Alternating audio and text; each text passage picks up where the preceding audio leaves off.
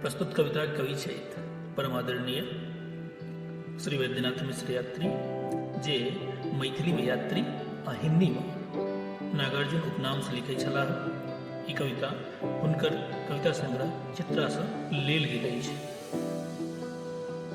हे मातृभूमि अंतिम प्रणाम, अहि बातक पातिल फोरी फार, पहिलुक परिचय सब तोरी तार, पुरजन परिजन सब छोड़ी छार, हम जाय रहल छी आन ठाम, मां मिथिले अंतिम प्रणाम। दुख ओदधि सौ संतरण हेतु, चिर विस्मृत वस्तुक स्मरण हेतु, सूतल सृष्टिक जागरण हेतु, हम छोड़ी रहल छी अपन गाम, मां मिथिले अंतिम प्रणाम।